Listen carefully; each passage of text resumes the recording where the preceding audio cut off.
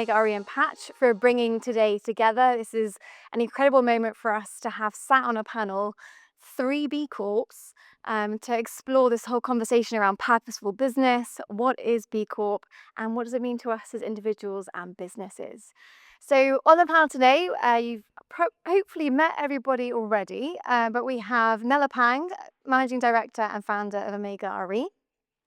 We have Nikki Barry, who is a Sustainability Manager at Organics. And we also have Jassy Gorlov, who is the Head of Property at Patch. So a big round of applause for everybody today. Brilliant, thank you. And for those that haven't met me yet, my name is Jamie Harris. I am one of the co-chairs of B Local Hampshire and Dorset with Nick, who is sat there. That gives a wave, Nick. I was just shoving, yeah, great timing. And we are the co-chairs of this community that's intent is to bring B Corps together, but also make it absolutely accessible to those that are a bit be curious and curious around how you can use business as a force for good. Anyway, so cracking on with our questions. First of all, Nella, what made you take the leap toward B Corp certification? And kind of for you, was there a specific moment where you went, this is for us? So I think when I think about launching Omega RE, it was all about how do we leave a positive legacy. As a female founder, a mother, it's all about what do we leave behind for the next generation. And I think when you become a mum, you start really thinking about what are my children going to be left with. And actually, I didn't know too much about B Corp at all. And when Johnny joined Amiga RE, he said, we really should be pushing for this. And it's much more of a consumable product. So you didn't really see a lot of service lines within that industry becoming certified. And then you start thinking, actually, there's a lot of things that B Corp represent that Amiga RE are already doing in terms of our events, how we're becoming thought leadership, and really pushing the boundaries and having those disruptive conversations. And Amiga RE was set up because I come from a corporate background. It was all about how do we actually make a difference in towards real estate. There's so much waste. And with B Corp, it's all about putting our money where our mouth is. It allows us to be accountable. There's so much greenwashing that's happening within the real estate industry. And actually, what B Corp does is allow us to be really transparent and have those conversations and really push those boundaries. Fantastic. Thank you for that. I mean, accountability, positive legacy, thought leadership, these are all things that are absolutely key for a thriving business. Nikki, what was the journey for Organics? So Organics, for those who don't know, we're a baby and toddler snacking business. So we were founded over 30 years ago with purpose at its heart. So we had a founder, Lizzie Van, and for us, B Corp was a lot of the stuff we'd already been doing. So we were founded with a purpose, with business as a force for good. It was the first organic baby food to market, so long before organic became trendy. So for us, it felt, we only became a B Corp 3 years ago. It felt like a natural step. To be honest, originally we knew about B Corp and we didn't want to do it because we thought we're already doing this stuff. We don't need a stamp to kind of say that we are now doing it. But it just felt like a natural progression for us, and it just really sets that roadmap. So it gives us that structure to show us what we can continue doing, because we know that we're not perfect and we can keep growing and becoming better, and B Corp just really sets that standard for us and gives us that framework. Fantastic. So it was really that roadmap that kind of drew you into that B Corp community. And it's a great point you raised there, is that actually B Corp is not just about what can it do right in this moment. It's about that continued resilience, that continued path forwards to hit that really high standard. Now, for you, Jassy, we've just been talking about B Corp certification isn't just a badge, and it's a deep dive kind of into every aspect of the business. Was there anything that was really surprising for you that's come out as being a B Corp and being part of this movement? Yeah, for us, absolutely. We became a B Corp December 2023, and the process of getting there definitely led us to really focus on areas where I think we didn't realize, there was an opportunity to bring in best practice. So Patch was founded, similar to what you've said about organics, Nikki, and Nella about Omega, with the principle that we wanted to be a force for good as well. We wanted to be a social impact driven organization, and becoming a B Corp similarly was a reflection of a lot of things that we were already doing, but a brilliant organizing framework to guide us towards the best practice in delivering that. So I think for us, we were obviously very focused on what we do, and again, being a service and how to deliver that, but opening us up to realizing in a 360 way we can actually have an impact, rather than just focusing, outward, which I think is what a lot of businesses do. You think about your customer, you think about your product, but realizing that you can actually deliver best practice in the entirety of how you are as a business. So that's a standard you can uphold towards your employees, towards your shareholders, towards all your stakeholders, which is definitely obviously a benefit to realize that in every aspect of how you act, you can be making that impact. Absolutely. Thank you. And you talk about transformation there. I'm curious, what has been the biggest transformation that the business experienced by going through that journey? I think communication, and I mean that both externally and internally. So Nikki, you kind of touched on this, but it was a great way, a kind of common language to share with people that these are the values that are important to you as a business, because B Corp has that recognition. So it becomes, a quick way to communicate how you operate and your values. So we were able to communicate outward, but it's also been really important to us internally.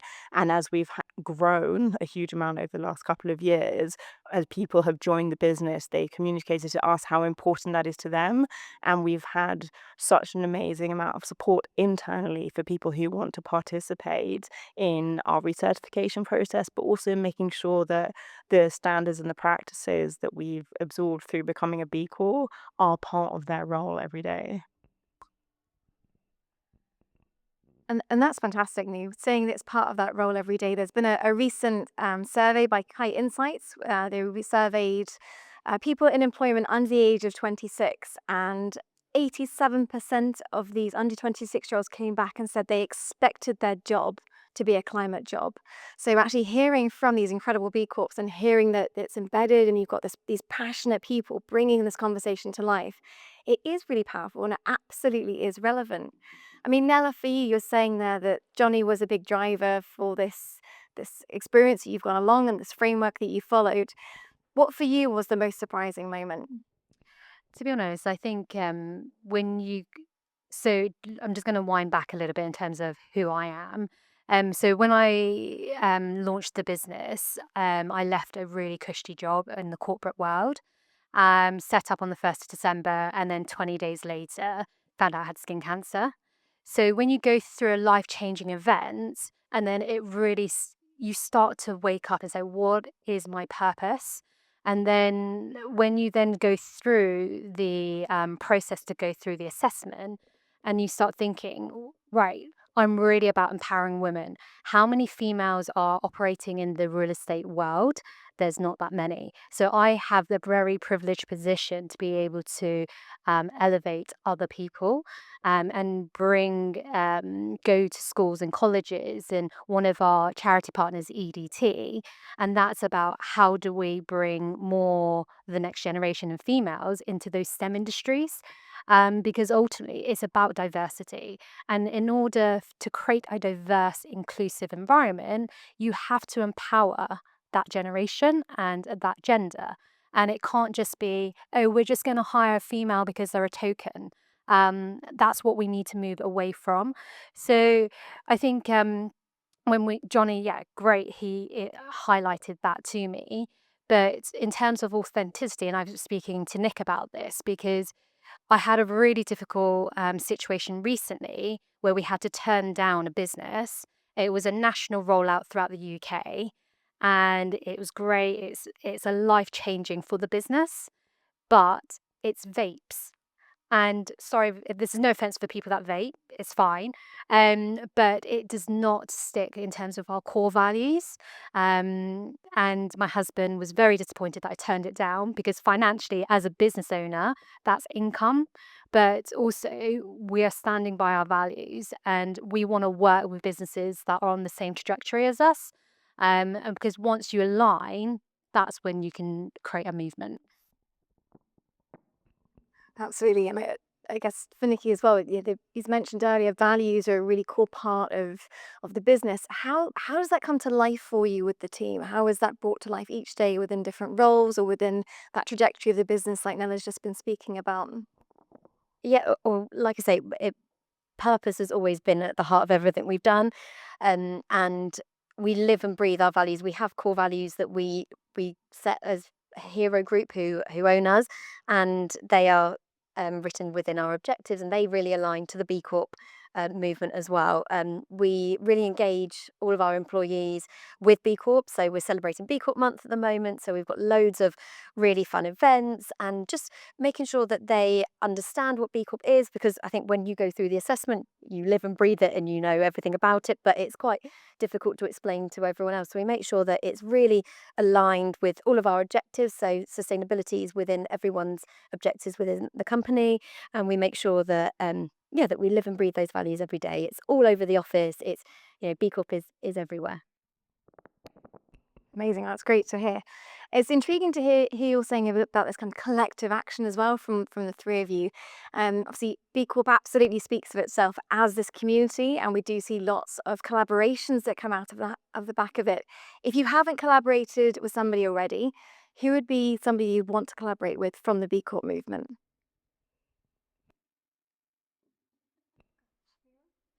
Oh, I've just put everyone on the spot there. So crickets. Crickets is what we want to collaborate with.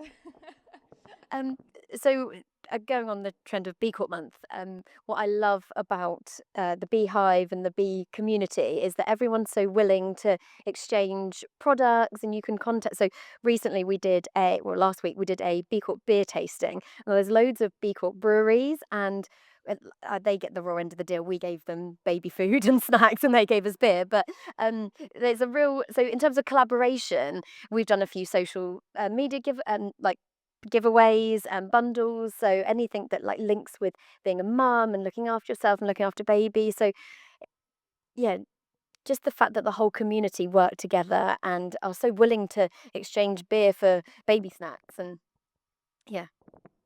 I mean, that is quite a combo, beer for baby snacks.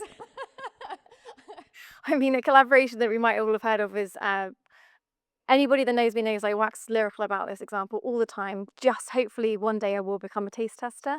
Ben and Jerry's and Tony's Chocolate. So combine these two wonderful brands together, and they're really a force for change within for child labour within the cocoa industry. But Nelly, you're just about to share one. Yeah, no, in terms of our supply chain, we really do look at other B Corps because, again, I'm speaking to some people in the room that when we look at public tenders, they value 20% towards social values. So if you've already gone through that assessment, it's quite easy to say, actually, there are B Corp already. You don't really need to show all of that evidence because we've done that 12-month process. We know how hard. You can't just tick a box and say, oh yeah, I'm B Corp. And when I went through the assessment, and I'll hold my hands up because we did it bootstrapped. We didn't have an advisor. We scored 147. But when we then got asked to demonstrate the evidence, that's when it started to go down. So now hopefully when we go through that 3-year assessment, we've obviously got those steps in place. But so in terms of our supply chain, architects, recruiters, building surveyors, like if they've gone through that rigmarole, we know that we can advise our clients because they're all looking at their supply chain. So we've got some clients, if you think they are pitching for the next investment, banks are saying, what is your ESG agenda? What are your green credentials? And if they can say, well, actually, our supply chain is all B Corps, that basically opens so many doors. Absolutely. And I'd say for you, Jessie, as well, this conversation around supply chains, how does that come to life for somewhere like this beautiful building that we're sat in today? So similarly to you, Nella, when we're looking at, doing new projects and who we're going to work with, I mean, for us, obviously, partnerships is super, super important. And that's really the first conversation that we often have when we're looking at a new area to come to before we even find a new site. Sometimes we're talking to who's on the ground, and absolutely this attractor factor that you're talking to of you're a B Corp. And so it's, a way into a whole community of people with aligned values. And this community is a really good example of that. This is sort of this is the first site that we opened after we became a B Corp, and we really decided to shout about it. And as a result, we've built this brilliant community here. Like Nick Whitnell, Daring Works here today. You're all here because it mattered to you that the B Corp logo was on the door. So that's been a real learning for us, that it is a way to find a pathway to the people who have those aligned values. So there's so much more that we want to do with Patch. We want to build out our offer. We want to think about all the ways that we can deepen what we offer our communities. And being a B Corp has been, a shortcut to find those people with aligned values. So when we're opening each new site, that's a big guide in our partnership conversations in terms of what we can deliver and who we're going to work with when we have the building to open the doors to. So It's intriguing, isn't it, how that is that gravitational pull almost of B Corps loving working with other B Corps. And exactly as you just very eloquently put, it's that trust, it's that knowledge that you're working with somebody that has put the ethos and those values, as you've all been saying, at the absolute heart of your business. So talking about that kind of evolution of change and as how values help to really embed that significant approach.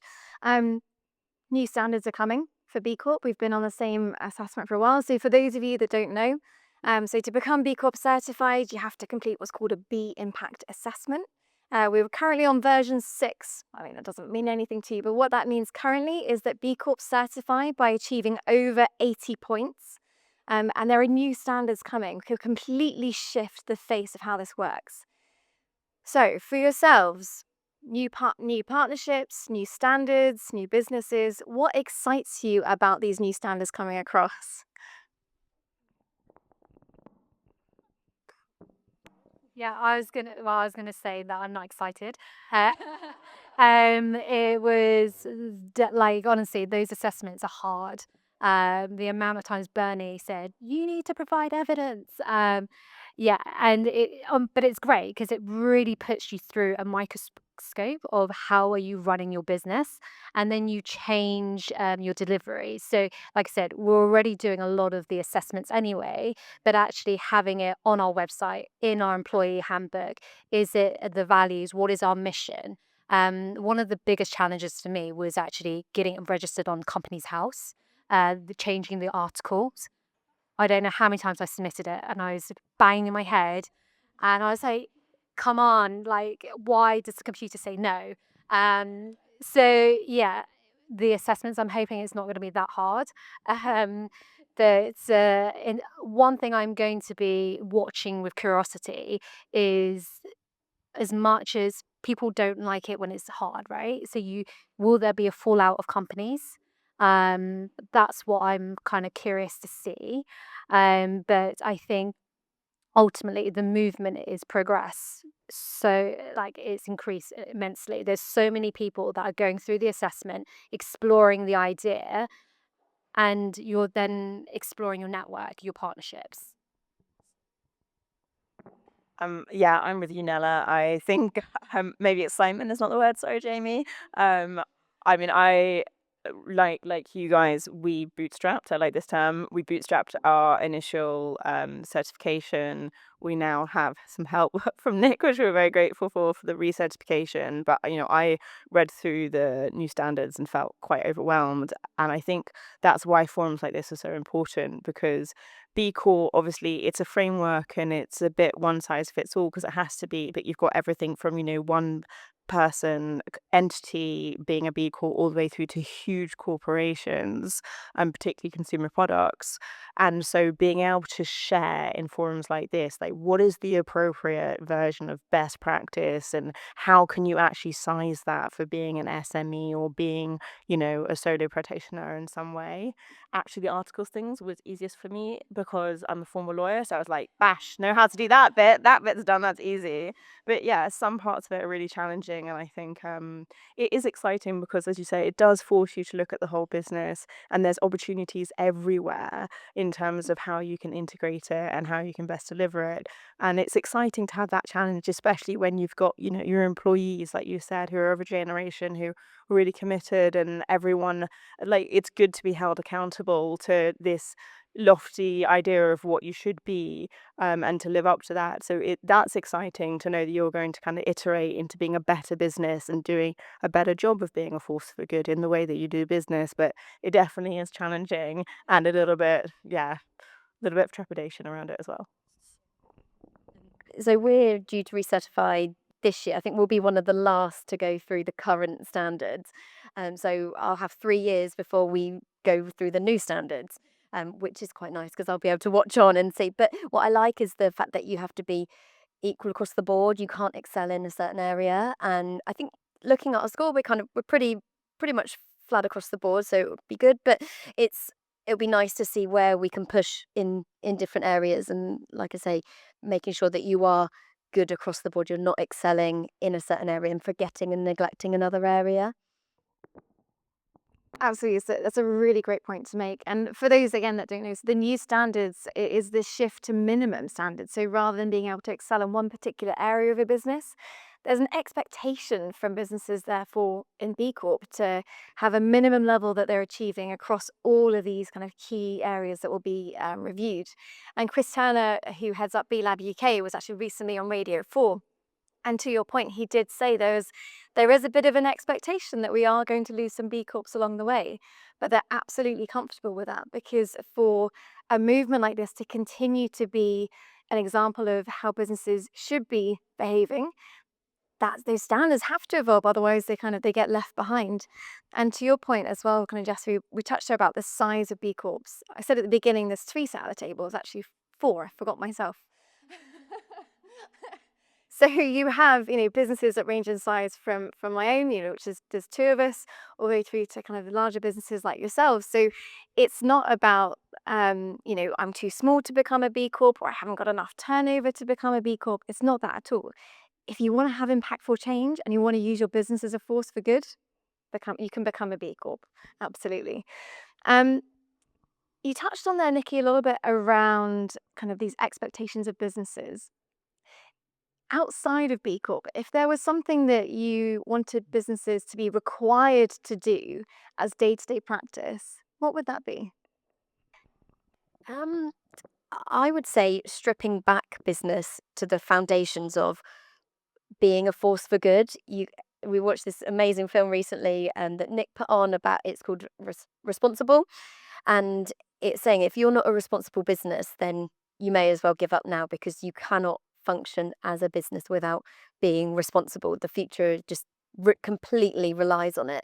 And so for me, it would be stripping it back and just looking at how can we make this business a force for good and put in purpose at the heart of it. Um, the impact assessment is amazing because you don't even have to be a B Corp to do it. And even if you just do it, see what your scores are, see where you're lacking, see where you're excelling in. And that is, I know you said not part of B Corp, but that's what I would do, is to just assess myself against the B Corp criteria. You don't have to be a B Corp, you don't have to particularly believe in it like that, but utilizing that function is so useful. Just to add, I think transparency, because there's too much greenwashing. And again, what I said about putting your money where your mouth is, being accountable.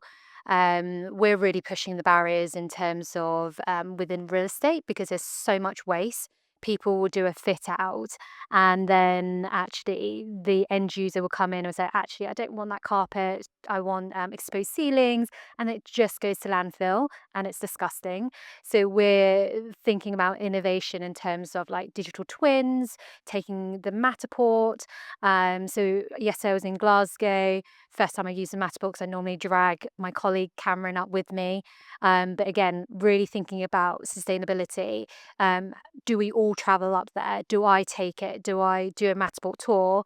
We tag the Matterport of like, this is where the kitchen's going to go, this is where the oven booths are going to go, which means that we can send that to all of our contractors.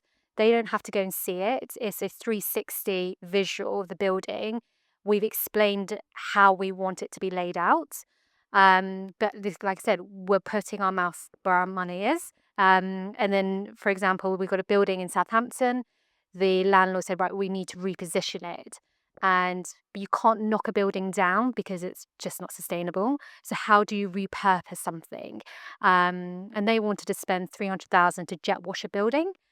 I was like, okay, well, 12 months' time, it's still going to look dirty. So let's create a largest UK clean air mural, which extracts CO2 out the atmosphere. And again, it's just changing the narrative and actually using real estate as a tool. And it's another way of actually attracting talent, because a lot of businesses really struggle with where do they recruit. And I think with the pandemic, the notion of working from anywhere, it's the ability that it can be a real game changer. So when we recruit, it's about how like what culture are you trying to create within your business. And I think for those that don't know, in terms of B Corp, obviously sustainability is a big part of it, but sustainability should be looked at holistically, not just about carbon reduction. It's about the community and all of those other encompassing things. So for me, if you had that kind of wand, it's about transparency, eliminating greenwashing, so that people that are doing the right things can progress. Absolutely, and off the back of the greenwashing also comes green hushing. So people, it's the best way to inspire people is to kind of lay the path for them to follow, right? But actually, what we're seeing as a movement, and actually outside of it as well, is that there's so much greenwashing that's taking place. People are now a little bit fearful of talking about the wonderful things that they are doing, which means that inspiration kind of gets lost by the wayside. So it's such an important kind of point that you raised there, Nella. And for those that are interested, if you walk out of Southampton train station, Central Station on the main side, you'll see this wonderful mural that Nella's talking about right in front of you. Jessie, what about you? Yeah, I think I really agree with Nella, your point about the sustainability as a holistic practice, because that to me encompasses everything. Sustainability is not just, who do you buy your toilet paper from? Do you tell people please don't print things out? It's about really like, are you building a business that is still going to be there in 15 years' time, and also is still going to be able to be a force for good in 15 years' time, 20, 30 years, like truly sustainable. I mean, for us, one of the reasons why we're interested in this beautiful building and the others that we have is because it's precisely that, like, let's not be wasteful. We've got something here that's amazing, and perhaps its original purpose has lapsed, but that doesn't mean that it can't have a future lease of life. It's just a bit more difficult, and you have to think a bit more about it. And maybe it's more expensive today, but in the long term it's so much less expensive. So I used to be a property lawyer in the city, and we used to have, we go out to investors talking about greenwashing